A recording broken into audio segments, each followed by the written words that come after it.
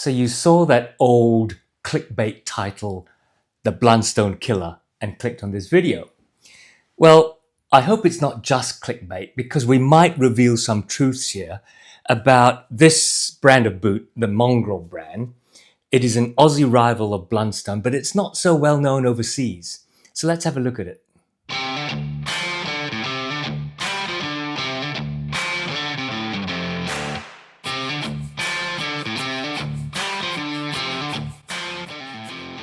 G'day, welcome to Bootlosophy, and if we haven't met before, my name is Tech. I'm filming on Wajak country here in Perth in Western Australia, Kaliko Wajak Nungabuja. Now, I'm going to talk about this lesser known brand of Aussie Workboot. It's a direct injection work boot, which I'll go into some detail a bit later on. But across the world, it's not as well known as Blundstone or even as Redback, which is its younger cousin. Mongrel Boots is a brand that's been around since the 1930s, and it was started by a Greek immigrant to Australia, or certainly from a Greek immigrant family, by a Stanley Chloros. And he started the company known as Victor Boots, making work boots for Australian circumstances.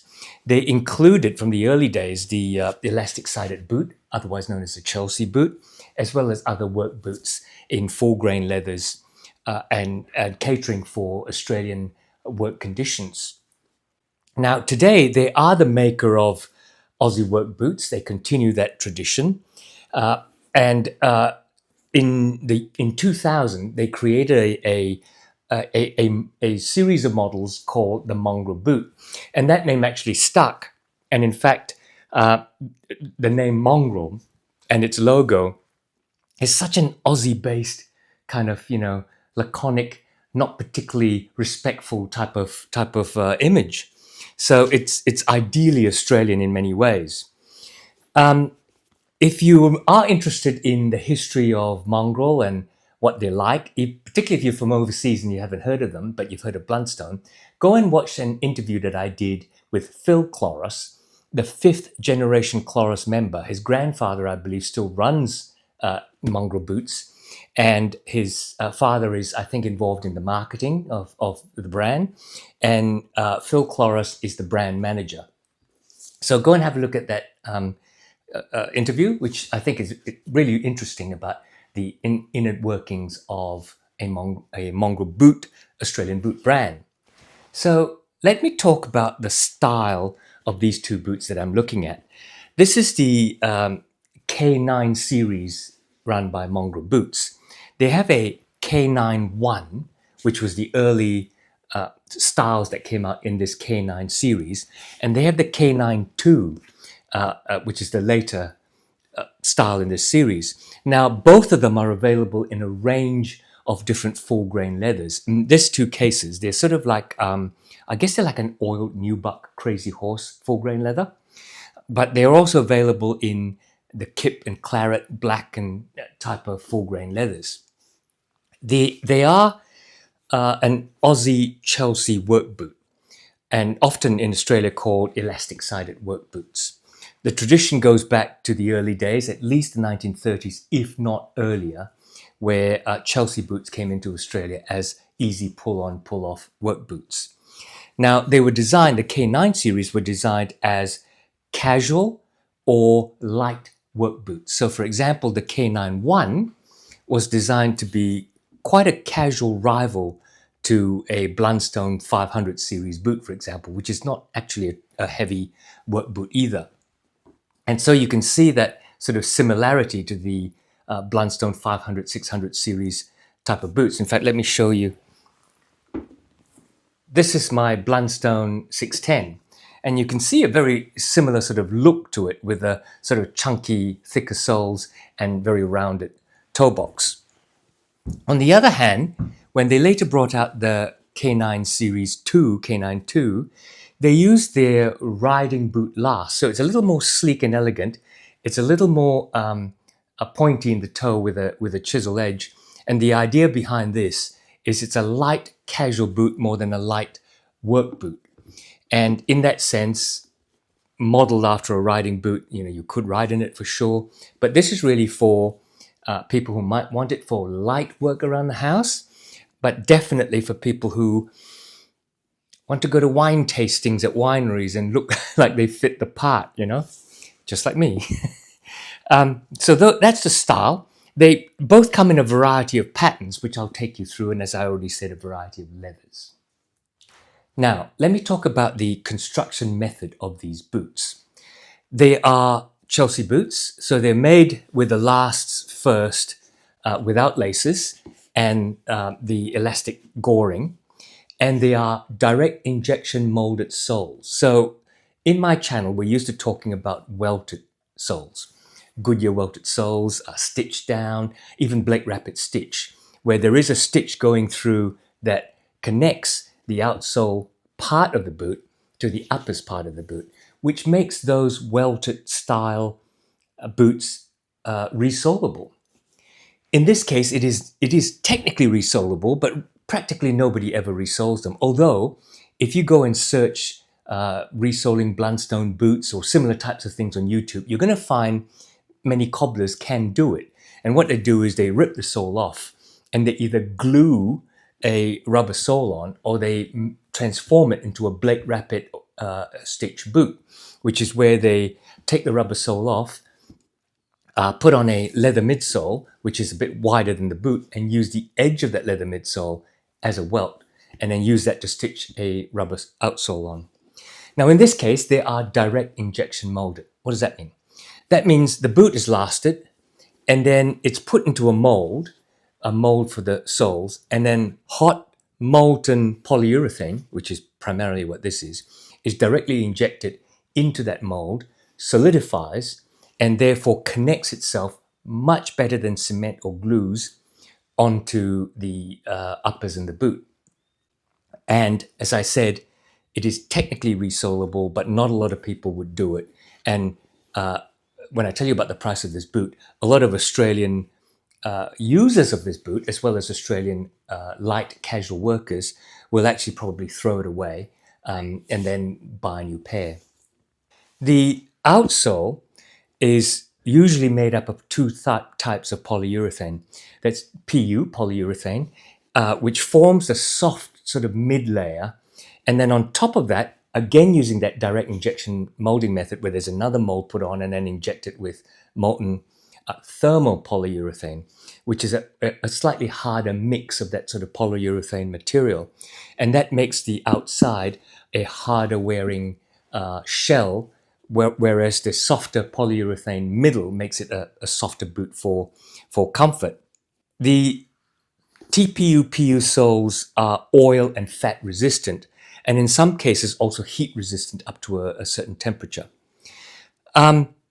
In terms of patterns, you'll find that the two of them, the K9-1 and the K9-2, have two different patterns. The K9-1, for example, has a vamp piece that sort of curves up to the instep. And then they have two quarter pieces and a backstay. And so there's quite a lot of seams and stitching and so on around it. And there's also this stitching quite apparent across the top of that heel cup area. The K9-2, which is made on a dressier mold with the chisel toe and on a riding boot last, has basically one piece of leather that goes across the front, round to the back, and then there is only one quarter piece which is on this side. This side is actually part of the whole vamp piece. It has the backstay, and then what they do is they insert a V insert into this area here to form that slope in the instep. You can see the two different varieties. The lasts, I will talk about the lasts a little bit. The lasts are the foot-shaped molds around which the leather is wrapped around. In this case, there are machines that wrap that leather around rather than a craftsman's hands for speed, efficiency, and basically price, to be honest. So the last in this K9-1 is a round-toed, comfortable, typical Aussie light work boot, elastic-sided light work boot. The last on this one is more reminiscent of a stylish last, and I'll show you this one here. This is the Mongrel riding boot, and you can see, apart from the direct injection molded sole, it is looking at rivaling E.R.M. Williams, for example, the Comfort Craftsman. Here's an interesting story. Most of you will know that I'm a management consultant in real life. This is a hobby.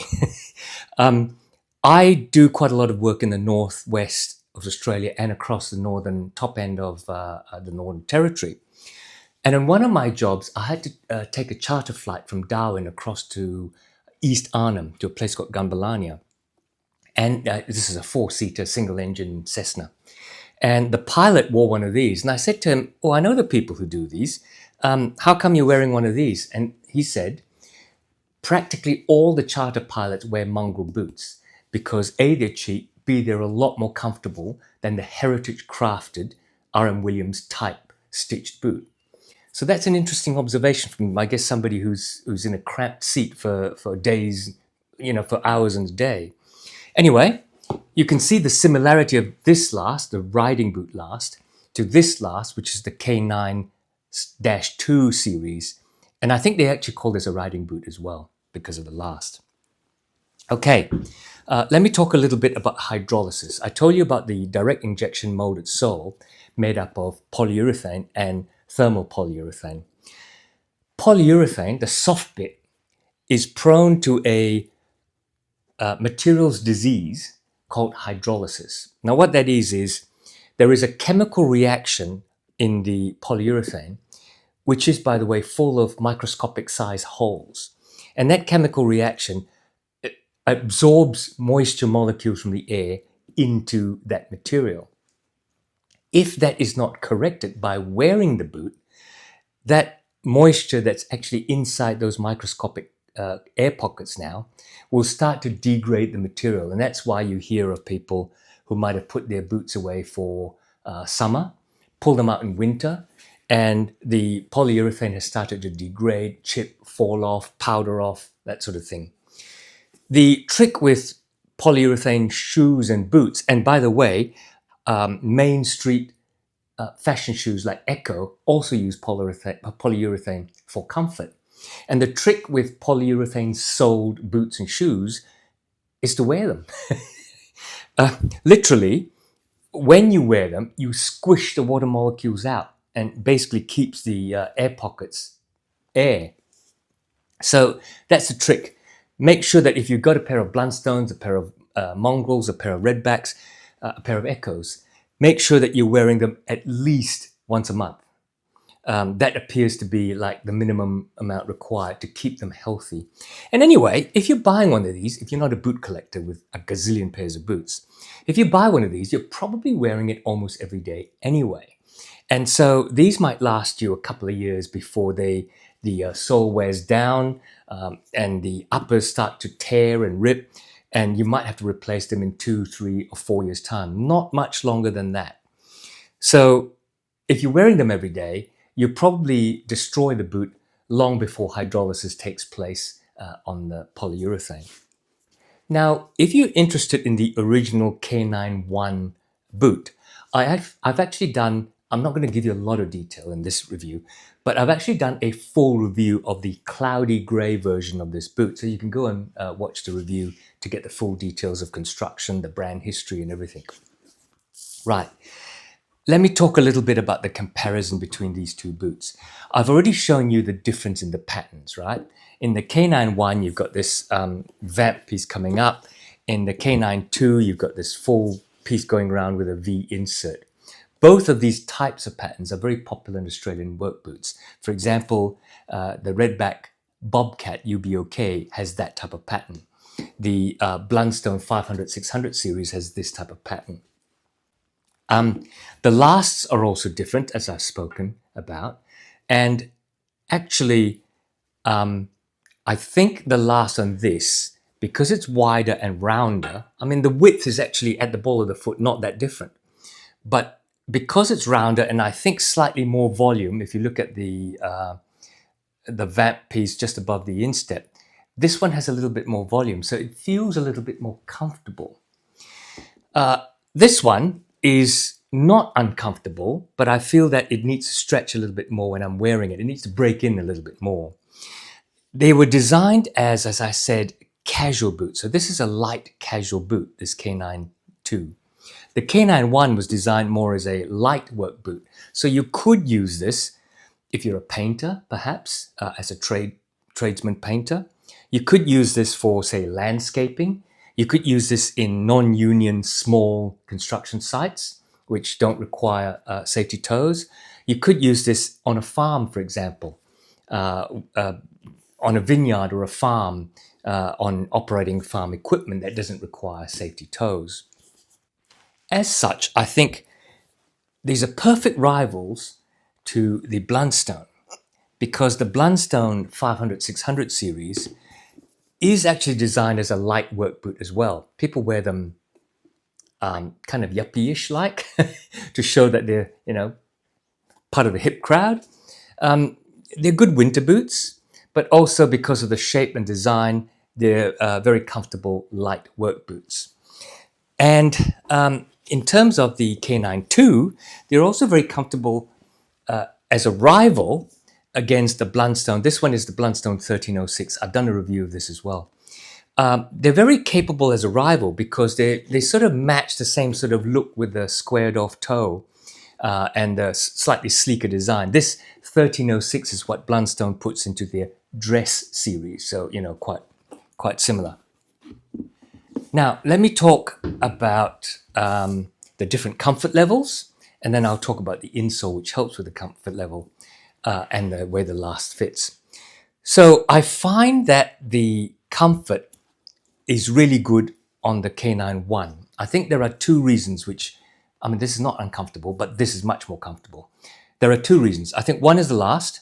You can see the width all the way around that toe box area, whereas this, which is the same width across the, can I show you that? A bit hard to show it on one form of the camera, but take my word for it. If you measure that, it's the same width as if you measure that. But I think what happens is, because of the sleekness of the line going in like that, even the toe itself is quite wide, and that line, because it's rounded, is not as sleek and it's rounded. I think that gives you just a little bit more room north of your knuckle of the foot, if you see what I mean. The second reason I think it's more comfortable is, as a dress boot design, the PU level is actually a bit thinner. The PU level on this with lugs, there's sort of flat luggish things, but these are deeper lugs. The PU level on this is actually quite a lot thicker. And so in footfall terms, you have much more shock absorption on this than this. One of the reasons that they're comfortable is, let me pull this one out. They have this orthotech insole. The footbed is, I believe it's fiberglass or cardboard. It's not cardboard. It feels like woven material, but quite firm. So it's potentially fiberglass. But they put this in there, and I find this is a bit different from the Blundstone footbed in the fact that they have a rise up the arch, as well as on the other side. The Blundstone footbeds do tend to be quite flat. And so this orthotech, very light insert, gives you quite a lot of comfort inside both of these boots, apart from firming up the fit. Now, in terms of size, they are UK sized convention.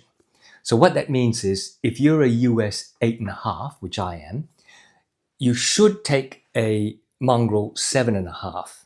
But these are size 7, so I've sized down by a half.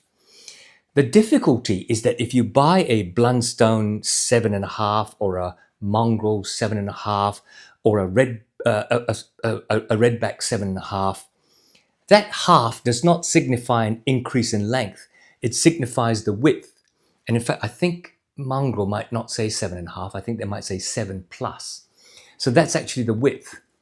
It is a weird thing, but I'm US 8.5, which means I take UK 7.5, but a 7 fits me really well. In this instance, I have a little less than a full thumb's width up front. In this instance, a little bit more, but not quite a full thumb's width. I tried a size 8, which in theory is a US 9, which should be too big for me, and it was. And what it was not only was it, this is not a wide, don't forget, not only was it a little bit loose and floppy in the width, but the length of it was just too much. If you consider a half size up is less than a centimeter, then 7 to 7.5 is not a great deal of difference. I think if you're pushing past the 8.5 US, 7.5 UK, your toes might be right at the end and you might need to size up to an 8. However, if you have white feet and you grab a half size, so-called, you're going to have to measure your length to fit your actual length, if that makes sense. So a little bit weird in sizes. But these at 7 fit me perfectly, as do my Blundstones in 7, as do my Redbacks in 7. Don't ask me why.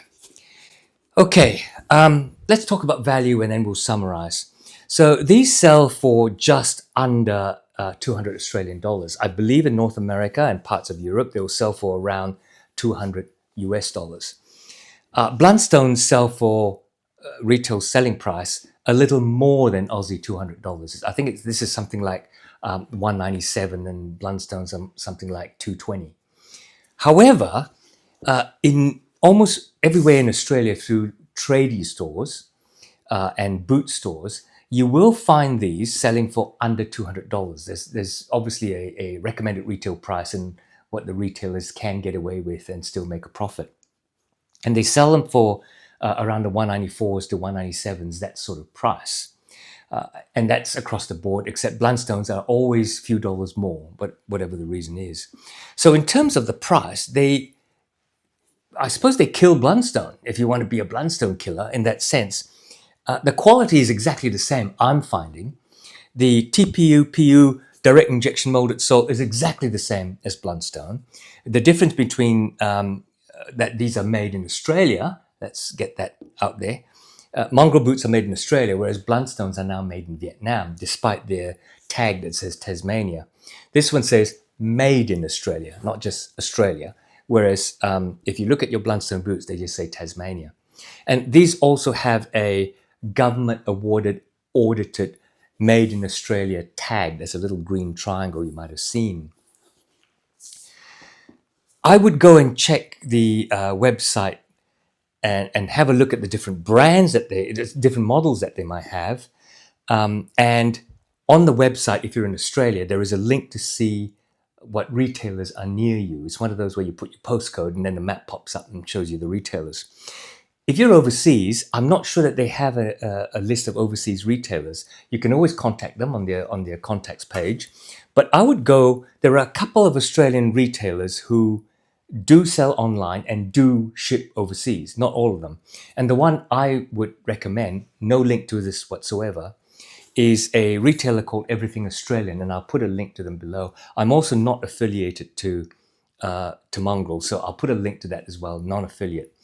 But Everything Australian, I can recommend them because they're the only ones I've actually bought Australian boots from.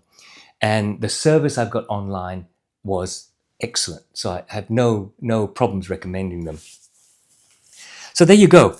I hope you liked this video. I hope you liked what you saw. It's an interesting non-welted boot that I'm bringing to my channel. But I've had them before. I've had a Blundstone. I've reviewed that.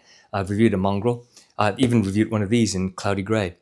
And as an Australian, it's nice to know that you're holding a made in Australia boot. As an Australian, it's nice to be talking about a typical Aussie work boot rather than these heavy Pacific Northwest work boots. But, if you like what you see, click on the like button. I hope you will. And don't forget to subscribe if you haven't. So I'll shut it down. Thank you very much for being here. I'll see you next week. Take care out there.